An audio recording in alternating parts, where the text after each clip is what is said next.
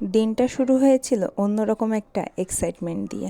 আজ ফুপ্পির গায়ে হলুদ, আর বাড়িতে অনুষ্ঠান। আমার এক্সাম চলবে না এটা তো মানা অসম্ভব। প্রতিবারের মতো এবারও আমার এক্সাম চলতেছিল। আমি এক্সাম দিয়ে দ্রুত চলে আসি নড়াইলে। নড়াইলে এসে প্রথমেই চলে যাই বাজারে চাচার সাথে হলুদের এবং বিয়ের কেনাকাটা করতে। কেনাকাটা, মানুষজন, চারপাশে সেই ব্যস্ততা, সব কিছু মিলিয়ে মনে হচ্ছিল বড় একটা আয়োজন শুরু হয়ে গেছে। তারপরে চলে গেলাম ডেকোরেশন দেখতে। হলুদের রঙিন চারপাশ, ফুল, আলো, সব কিছু সুন্দরভাবে সাজানো হচ্ছিল। মনে হচ্ছিল স্বপ্নের মতো একটা সিন। এরপর গেলাম যেখানে গরু জবাই হচ্ছিল সেখানে। সবার ব্যস্ততা, একসাথে কাজ করা, এই টিম ওয়ার্ক ভাইবটাই না সত্যি অনেক আলাদা। কেউ কাটছে, কেউ রান্নার প্রস্তুতি নিচ্ছে, সব মিলিয়ে গ্রামের উৎসবের একটা ফিল। তারপর শুরু হলো আসল ব্যস্ততা। সারাদিন কাজ করলাম, কখনো এখানে মন, কখনো সেখানে।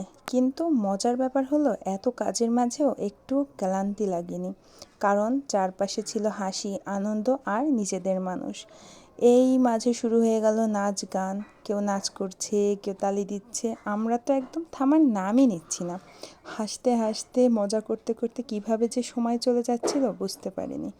এরপরে শুরু হলো খাওয়া দাওয়া। সবাই একসাথে বসে খাওয়া, গল্প, হাসি, ছোট ছোট মুহূর্ত, এগুলোই না সবচেয়ে বেশি মনে থাকে। আমি সবাইকে খাবার বেড়ে দিচ্ছিলাম, সবাইকে সব কিছু আগায় দিচ্ছিলাম। তারপরে আমার কাছে মনে হলো সবথেকে বেস্ট পার্ট হলো ফুপ্পিকে সাজানো। ধীরে ধীরে যখন তাকে আমি রেডি করছিলাম, মনে হচ্ছিল এই মুহূর্ত আমি থামিয়ে রাখি। হলুদের আলোতে, তার হাসিতে পুরো জায়গাটা যেন আরও সুন্দর হয়ে উঠেছিল। তাকে দেখে মনে হচ্ছিল আজকের দিনের সবথেকে উজ্জ্বল মানুষটাই সে। সব কিছু শেষে যখন একটু থামলাম, বুঝলাম এই দিনটা শুধু একটা অনুষ্ঠান না, একটা অনুভূতি। একটা দিন, অনেক হাসি, অনেক গল্প, আর হাজারটা স্মৃতি, যা হয়তো অনেক বছর পরেও মনে থেকে যাবে। আর আজকের দিনটা শেষে ফুপ্পি আমাদের বাড়ির মেয়ে থেকে অন্য কারোর বাড়ির বউ হয়ে গেল।